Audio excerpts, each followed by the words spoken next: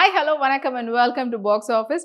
ஒவ்வொரு வீக்கும் ரிலீஸ் ஆகக்கூடிய படங்களை குயிக்கான ரிவ்யூ பார்க்கக்கூடியதான் நம்மளுடைய பாக்ஸ் ஆஃபீஸ்.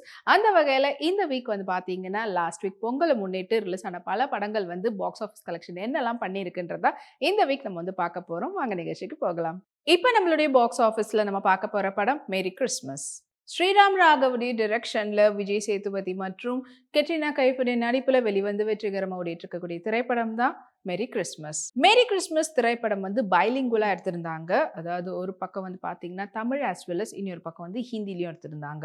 ஸோ அதனால ஒவ்வொரு ஷார்ட்மே வந்து ஒவ்வொரு டைலாக்ஸுமே வந்துட்டு 2 வாட்டி அவங்க பண்ற மாதிரி இருந்ததுன்ட்டு க்ரூ மெம்பர்ஸே சொல்லியிருந்தாங்க. அண்ட் படத்தினுடைய சினிமோட்டோகிராஃபராக வந்து மது நீலகண்டன் வந்து ஒர்க் பண்ணியிருக்காங்க. படத்தினுடைய எடிட்டர் பூஜா லதா ஸ்ருதி வந்து ஒர்க் பண்ணியிருக்கிறாங்க. அண்ட் படத்தினுடைய மியூசிக் வந்து பாடல்களுக்கு பிரீத்தம் அவர்கள் வந்து மியூசிக் கம்போஸ் பண்ணியிருக்காங்க. அண்ட் பிஜிஎம் வந்து டேனியல் பி ஜார்ஜ் வந்து பண்ணியிருக்கிறாங்க. ஆல்ரெடி வந்த ஒரு ஃப்ரெஞ்ச் படத்தினுடைய தழுவலாக தான் எடுத்திருக்காங்க. லி மான்டி சார்ஜ் படத்தினுடைய கதையை தான் பேஸ் பண்ணி இந்த திரைப்படத்தை எடுத்திருக்கிறதா சொல்லியிருக்காங்க. ஸோ இந்த படத்தில் வந்து 80s தழுவலை வச்சு எடுத்திருக்காங்க. அதாவது இது வந்து ஒரு பீரியாடிக், அதாவது 80s பீரியடில் நடந்த ஒரு திரைக்கதையாக தான் அமைச்சிருக்காங்க. அண்ட் விஜய் சேதுபதி அவர்கள் ஒரு வெளியூருக்கோ எங்கேயோ போயிட்டு மறுபடியும் பாம்பேக்கு வராரு. அங்கே வந்ததுக்கு அப்புறமா தான் தெரியுது அவங்க அம்மா வந்து இறந்துட்டுருக்குறாங்கன்னு. இவரை காண்டாக்ட் பண்ண ட்ரை பண்ணியும் அவங்களால முடியல அப்படின்ட்டு அவருடைய அங்கிள் வந்து சொல்கிறாங்க. ஸோ அதனால் நாங்களே வந்து ஃபினரல்லாம் வந்துட்டு அரேஞ்ச் பண்ணி எல்லாமே பண்ணிட்டோம் அப்படின்னு சொல்லட்டும். அங்கேருந்து வெளியில் வராரு. ஸோ ஒரு ரெஸ்டாரண்ட், ஒரு பாருக்கு வந்து போகிறாரு. அங்கே வந்து எதிர்ச்சியாக கேட்ரினா கைஃபை வந்து சந்திக்கிறாரு. அண்ட் அங்கே வந்து எதிர்ச்சியாக அங்கே மீட் பண்ண அந்த மீட்டப் மறுபடியும் ஆக்சிடெண்ட்டாக இன்னொரு இடத்துல மீட்டப் ஆகுறாங்க. அண்ட் அதுக்கப்புறமா அந்த கிறிஸ்மஸ் ஈவ் அன்னைக்கு டுகெதராக நம்ம வந்து ஸ்பெண்ட் பண்ணலான்ற மாதிரி போகிறாங்க.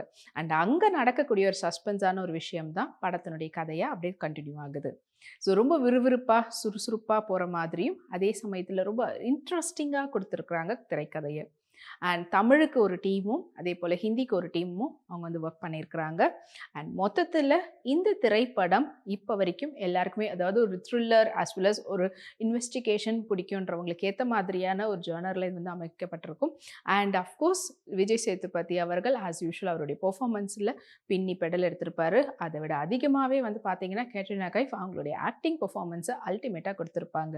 மொத்தத்தில் இந்த படத்தினுடைய பட்ஜெட் 60 கோடி. அண்ட் இப்போ வரைக்கும் இந்த திரைப்படம் கலெக்ட் பண்ணியிருக்கக்கூடிய பாக்ஸ் ஆஃபீஸ் கலெக்ஷன் 20 கோடி. ஸோ இந்த திரைப்படத்தை தியேட்டரில் இன்னமும் வெற்றிகரமாக ஓடிட்டு இருக்குது.